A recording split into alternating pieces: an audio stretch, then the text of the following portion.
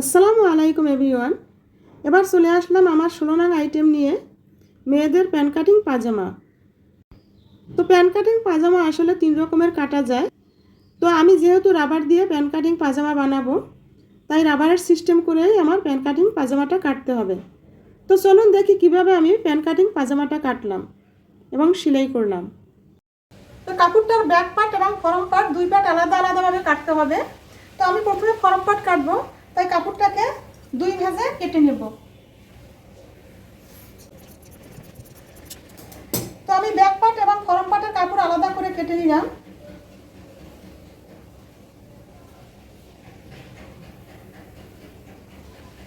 এটা ব্যাক পার্টের কাপড় এবং এখন আমি ফরম পার্টের কাপড়টা কাটবো। প্রথমে লম্বার মাপ নিতে হবে। তো আমি পুরো কাপড়টাই লম্বার মাপ নেব, শুধু লম্বার সাথে যোগ করতে হবে মুড়ি প্লাস সেলাই। তো আমি পুরো কাপড়টাই লম্বার মাপ নিলাম।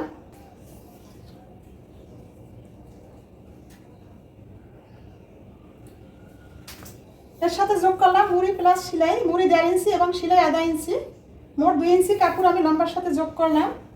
চওড়া হিপের 3/1 প্লাস ঢিলা প্লাস সেলাই।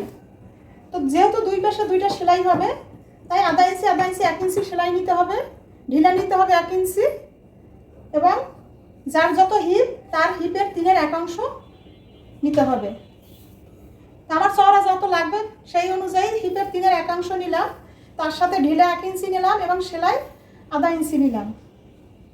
হিপের 3/1 প্লাস ঢিলা প্লাস সেলাই। এবার হিপ লাইন বা মিয়ানিটা আমি সবার জন্য একটু সহজ করে দিচ্ছি। যার হাতের যত মাপ আছে সে তো সেই অনুযায়ী হিপ লাইন নিতে পারেন, কারণ যার পাজামা হবে তার হিপ লাইনটা ঠিক মতো হয়। তো আমি আমার হাতের মাপ অনুযায়ী আমি এখানে হিপ লাইন দিলাম।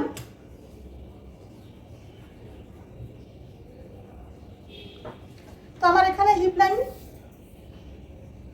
18 আসছে। হিপ লাইন 18 এবং আমার এখানে মুড়িতে সেলাই যাবে 2 ইঞ্চি, 18, 19, 20। আমি আরও 2 ইঞ্চি বাড়াই নিলাম। সেলাই 1/2 ইঞ্চি।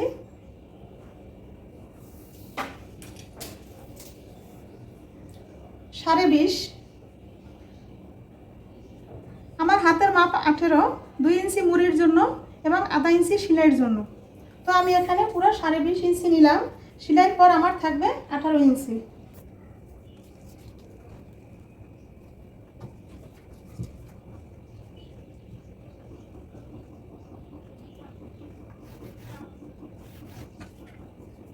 কোমরের মাপ, আসল কোমরের 4/1 প্লাস দুটি সেলাই 1/2 ইঞ্চি 1/2 ইঞ্চি করে 1 ইঞ্চি এবং দুটি প্লেট সমান ঢিলা নিতে হবে 1 ইঞ্চি 1 ইঞ্চি 2 ইঞ্চি।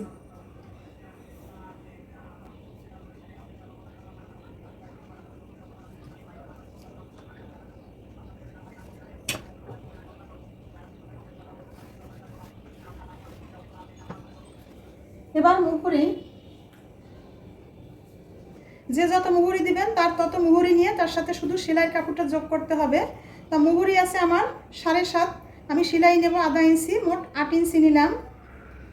এবার উরু বা হাঁটুর মাপ, কোমর ব্যান্ড থেকে উরু পর্যন্ত আমি নিলাম, আমার যা লাগবে তাই নিলাম, তার সাথে শুধু সেলাইয়ের কাপড় যোগ 1/2 ইঞ্চি সেলাই কাপড় যোগ। উরু চওড়া হবে, যার যত উরু চওড়া বা যার যত উরু মোটা তার সেই অনুযায়ী সেই মাপ অনুযায়ী উরু নিতে হবে, শুধু সেলাই কাপড় 1 ইঞ্চি যোগ করে নিতে হবে। আমার 13 সাথে আমি 1 ইঞ্চি সেলাই কাপড় নিলাম, 14 নিলাম।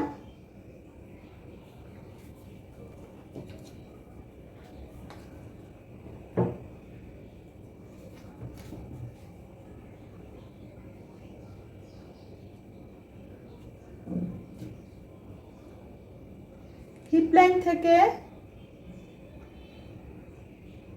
মুহুরিতে গিয়ে শেপ কাটবো।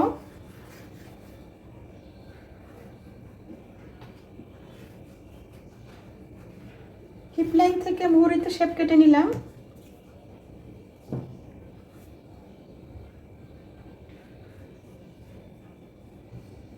এটা মিয়ানি শেপ দিয়ে নিলাম।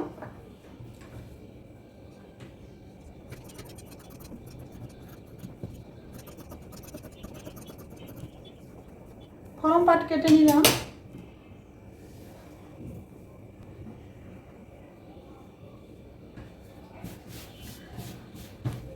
ফর্ম পার্ট 2 পার্টে কাটলাম।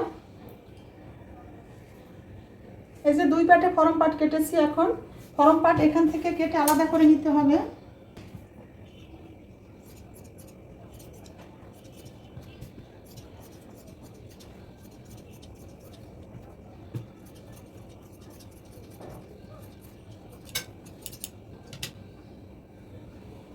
ফর্ম পার্ট আমি কেটে আলাদা করে নিলাম। এবার আমি ব্যাক পার্ট কাটবো।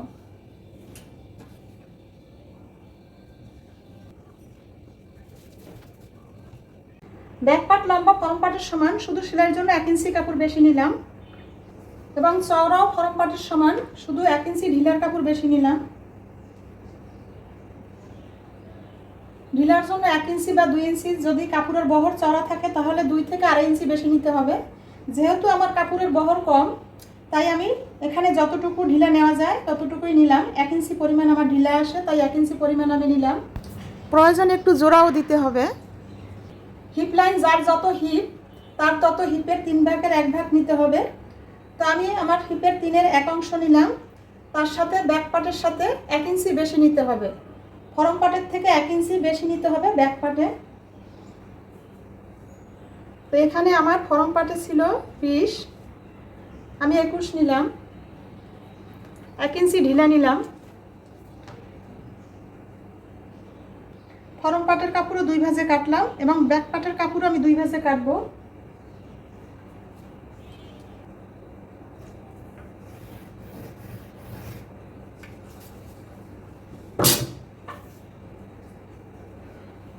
ব্যাক পার্টের মুহুরি ফর্ম পার্টের মুহুরি সমান, কিন্তু ব্যাক পার্টে 1/2 ইঞ্চি কাপড় বেশি নিতে হবে সেলাইয়ের জন্য। ফর্ম পার্টে আমার 8 ছিল, আমি ব্যাক পার্টে 8.5 নিলাম।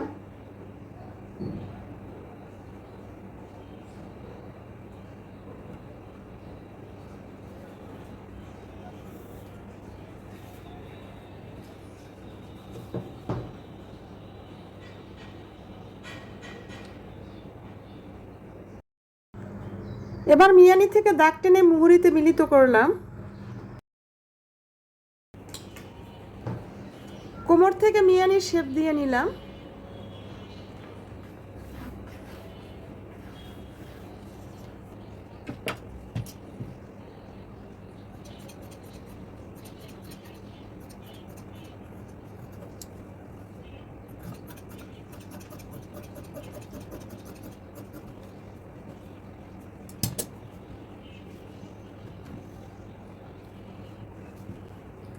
এবার ব্যাক পার্ট কেটে 2 পার্ট আলাদা করে ফেলবো।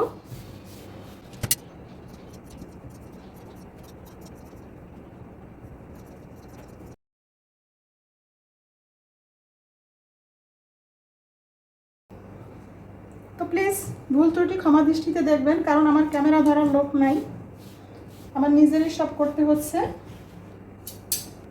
তো এবার হয়ে গেল আমার ব্যাক পার্ট কাটা। আমি ব্যাক পার্টকে 2 ভাগে আলাদা করে নিলাম। তো এবার সেলাই করব। যেহেতু এটা প্যান্ট কাটিং, এজন্য ফর্ম পার্ট ব্যাক পার্টের থেকে একটু ছোট এবং ফর্ম পার্টের থেকে ব্যাক পার্ট একটু বড়। পাজামা সেলাই করাও খুব গুরুত্বপূর্ণ বিষয়। সুন্দর সেলাইয়ের কারণে পাজামাও খুব সুন্দর হয়। তো এবার কমপ্লিট হয়ে গেল আমার 16 নং আইটেম প্যান্ট কাটিং পাজামা কাটা। এরপরে আমি সেলাই করব।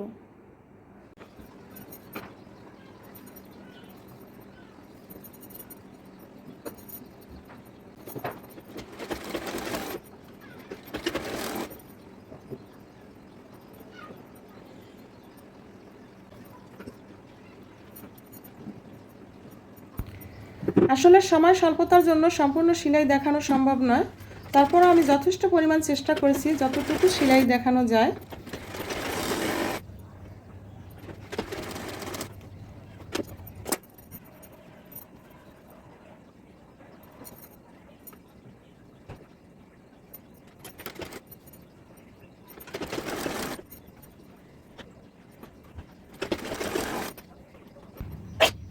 তো ভিডিওটি ভালো লাগলে লাইক কমেন্টস এবং শেয়ার করবেন। এরকম আরও নতুন নতুন ভিডিও পেতে আমার চ্যানেলটি সাবস্ক্রাইব করে পাশে থাকা বেল আইকনটি ক্লিক করুন।